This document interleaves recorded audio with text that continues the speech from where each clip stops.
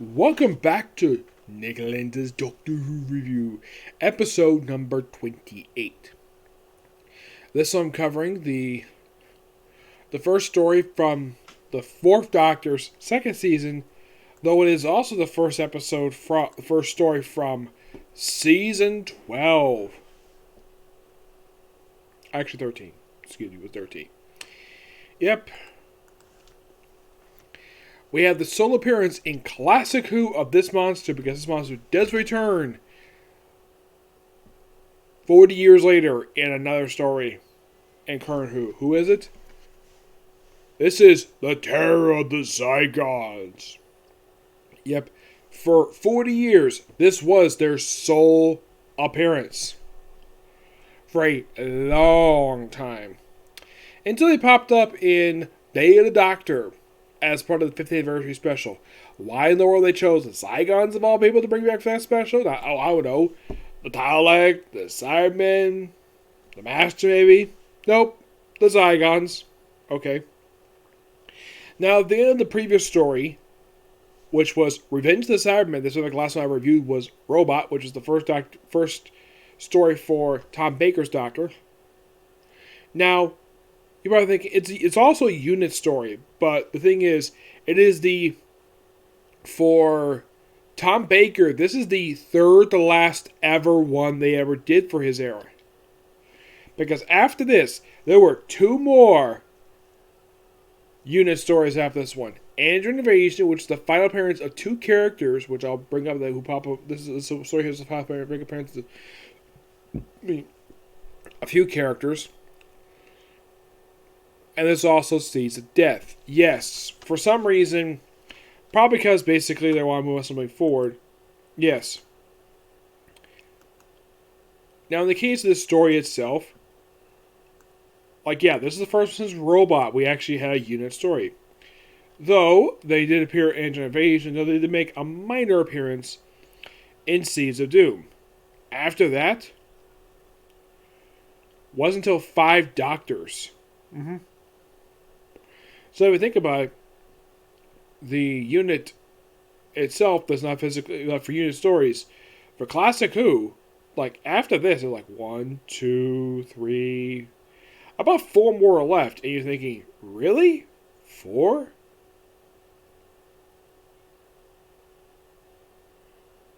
You could say about 5 because, Marion Dead, which is next story featuring the Brigadier. Unit is mentioned. Does that make an appearance? They're mentioned in Time Flight, but that was it. Yeah. Because by the time that Tom Baker took over as Doctor, they pretty much almost phased out the unit stuff. They probably did this because, it's 1 year later, and also they probably wanted to end the tenure of Harry Sullivan. This was his last regular appearance in the series, because after this, he made one more appearance after this. In the Android Invasion. Yep, the Android Invasion.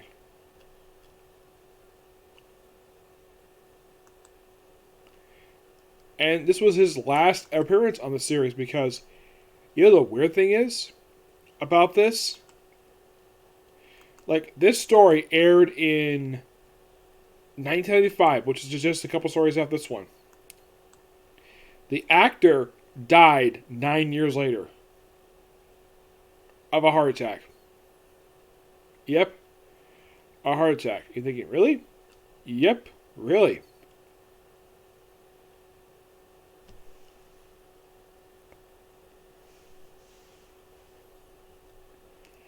Yeah, and it's kind of weird though that I heard the reason why that they dropped it from the show for this one, because the writer, people who run the show probably felt as though he was a bit unnecessary for a companion, so they dropped it for one season. This was basically a way to write about the show.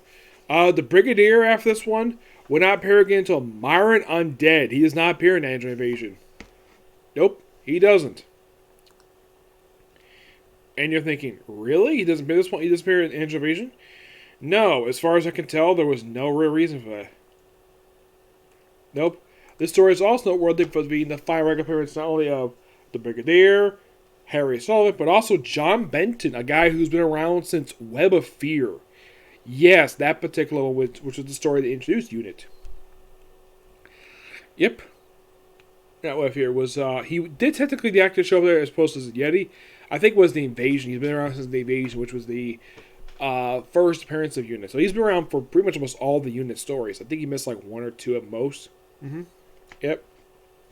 So the Doctor is going to Scotland, not Unit HQ, Scotland, because they pretty much dropped that particular location from the show. Here's a little fun fact for you. Guess what was the next time that Unit HQ ever appeared in Doctor Who? The answer is the Five Doctors. Yep, that was next appearance. I don't remember if it appeared in Angel Invasion. I do not remember if it appeared there or not. But next time it did appear was the Five Doctors. And then afterwards, Unit HQ, the one seen Classic Who, was never seen again afterwards.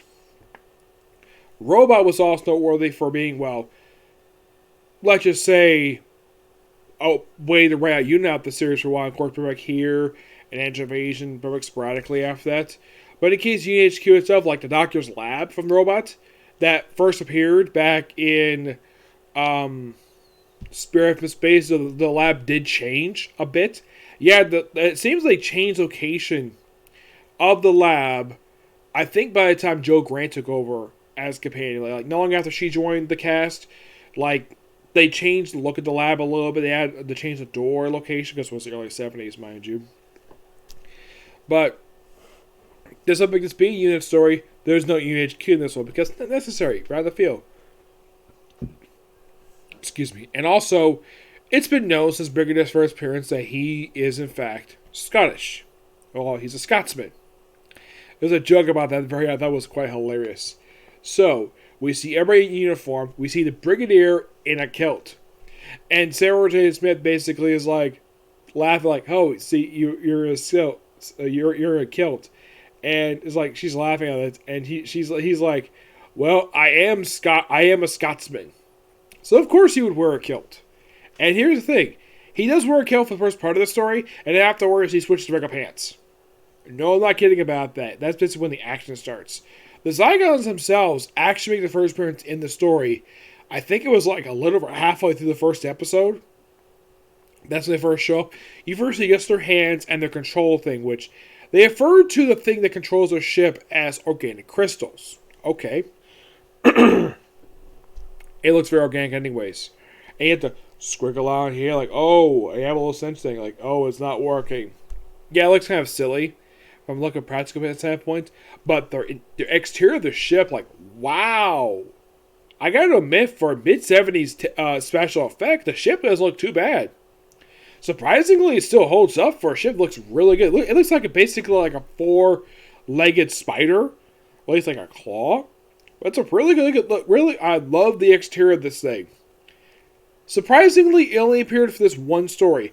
I don't remember if this ship did pop up in Day of the Doctor. I don't remember if it did, or the other follow-up story they did for it in the 12th Doctor era. So, by the way, the transformation sequence in this one is different from what they did in Day of the Doctor. Day of the Doctor, it's basically like a physical transformation where you see like little spots, stuff like that. Here it's just a little blur, and they transform.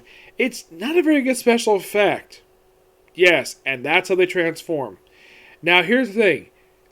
Guess how many Zygons are in the episode? You want to know how many? There are 3. And you're thinking, really? Only 3? Yes, and they mentioned here there was a great calamity that destroyed the whole world of the Zygons. Like, okay, interesting. And apparently the Zygons, you see them spying on the Doctor the whole time, at least the Unit people. And it turns out they have a bug in their field HQ. And it turns out it was actually in the eyes of a deer. That was given to this inn by the Duke of the area. Yep. The Duke of Ferd, I believe his name is. Yes, they also mentioned he's just by sheer coincidence a very important person. Not just a random Duke in the middle of nowhere. By the way, the area, which is his property, is near Loch Ness. Which, when I just read, that's an actual location in Scotland. Where this lake is rumored to be the home of the Loch Ness Monster. Which, by the way, That's a Loch Ness Monster, this one. Yeah, it is so obvious. The special effect is very cheesy and clearly a puppet. Yeah, and seeing this thing walk on land was quite strange. Yes, the Doctor himself does encounter creatures in episode 2 of this story. So what's Zygons' plan? Take over the world! Of course, like any other bad guy would. Yeah, apparently they do mention that this particular ship has been in the Loch Ness for centuries. And by the way, the Zygons pose as 3 people. They pose as the Duke, a nurse, and a gamesman. I get the Duke because he basically has a way to get around, but a nurse and a gamesman? Apparently, it's also implied the gamesman is the only guy who actually worked for the Duke after all his employees left him to work for the oil company. By the way, the whole oil stuff, that's kind of dropped by halfway this story. These oil rigs being destroyed. Why? The Zygons. Because apparently when the oil rigs first showed up here, that apparently disrupted the Zygons' plans to act now of all times. Okay. And they're miraculously destroyed. I'm wondering what the heck is destroying these things. It's a Loch Ness Monster. No, seriously.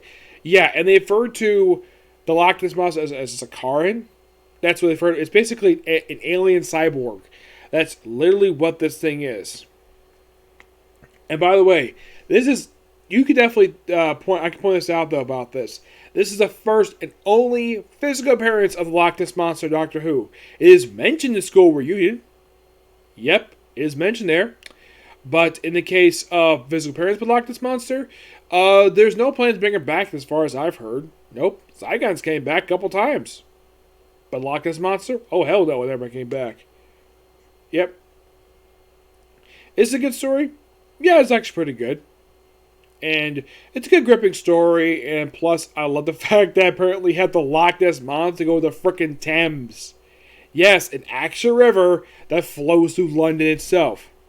And the reason why the Zygons are attacking this particular day, why is the Loch Ness up there, apparently there's some energy conference going on. Which is revealed by, of all people, the Duke, the real one. He pops up in the final episode. Apparently he was captured by the Zygons at some point. When and where was he? I don't know.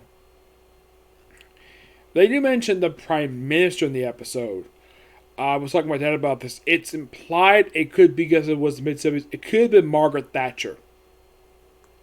Yes, possibly. Let's see.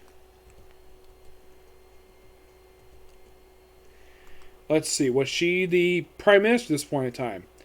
The answer is no, she wasn't. The Prime Minister at the time of this airing this, maybe it was the future, because they mentioned the Prime Minister is a woman. Yes. She was leader of the opposition at this point. Yeah, that's basically what was her job at this point. The actual Prime Minister, no, it wasn't this guy here. It was, I'm looking at basically Prime Ministers in the UK. So, it was during the second term of a guy by the name of James Wilson. Yes. That's who was the Prime Minister at this point. Why in the world they refer to the Prime Minister as a woman makes no sense. I mean, it could be implied Margaret Thatcher probably won in the future. Possibly, yes. But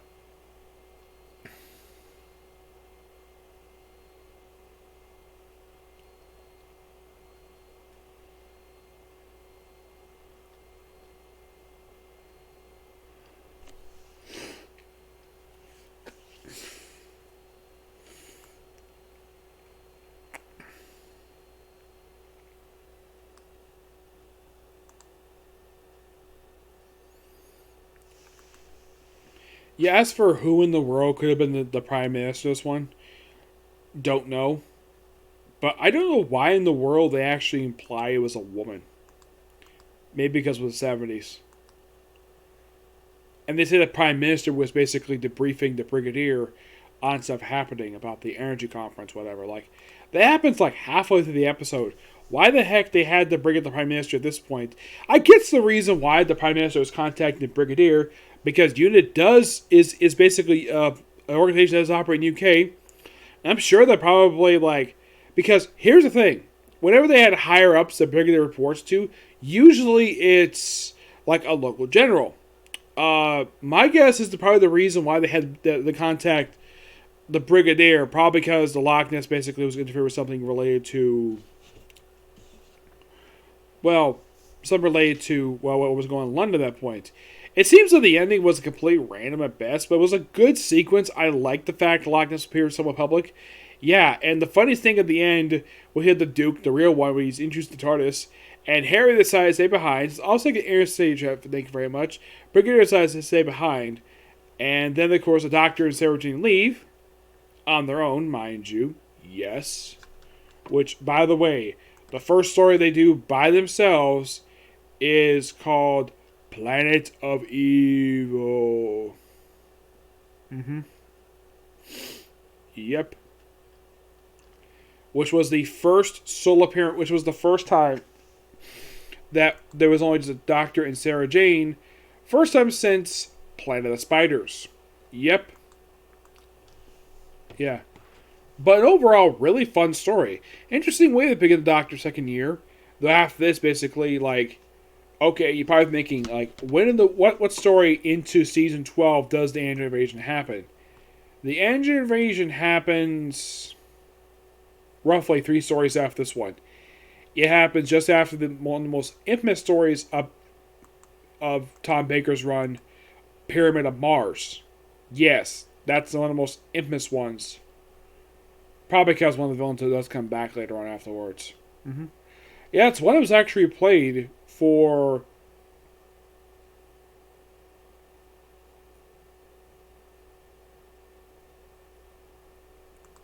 that for this like special like retrospective of classic Doctors. In the case 5th Doctor played Earthshock, one of my favorite stories. Like 4th Doctor, I was expecting maybe like Genesis of Daleks or maybe one of their stories. I wasn't expecting Pyramid of Mars, or maybe even this one. Yeah, BBC America had this thing with air whole serial, the entire thing, including commercials, like for each one of the Doctors for their retrospectives or for their run. And of all things, pick up this one. It makes no freaking sense at all. Probably because it's one of the most popular ones. It's my personal guess, anyways. Yep. I'm definitely looking forward to reviewing more Tom Baker stuff. Now, if you're curious, though, how many does that make currently for Tom Baker reviews so far? Let's see, 3, 4, 5.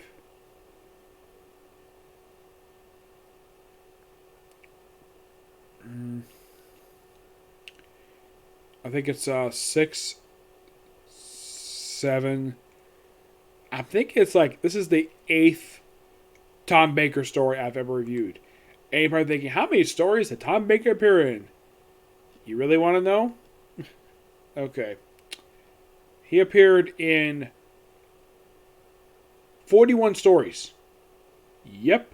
41 stories over the course of 7 years. From 1974 to 1981. Yep. Oh, and by the way, this actually aired like 2 months after Revenge of the Cybermen. Yeah. One thing that's in the question for Doctor Who is that why was it that you bring back the Cybermen after like a decade of not being around, and then you have them feature after that, you don't feature again for over 10 years until Earthshock. And by the way, they only had 3 appearances after that story. The Daleks appeared for 4 more times afterwards. The Zygons never appeared in the series after this. Well, not until Day of the Doctor. Yep. But definitely good overall. And I'm planning to bring more stuff for Tom Baker. There's some really interesting ones I always want to talk about, like The Key to the Time, which is really good, by the way. I love that story arc. Excuse me. But it all depends exactly when I get my hands on it. As what I'm going to do next. The next one I'm set to do is going to be The 5 Doctors, because I have it. I'm going to watch it. That'll be the next one. As I up that one, I'm not really sure. So you find out when I talk about the next video for this one. Next video I'm going to do is going to be a review of the final episode of Curd 2 of Attack on Titan. Okay, next video. Bye.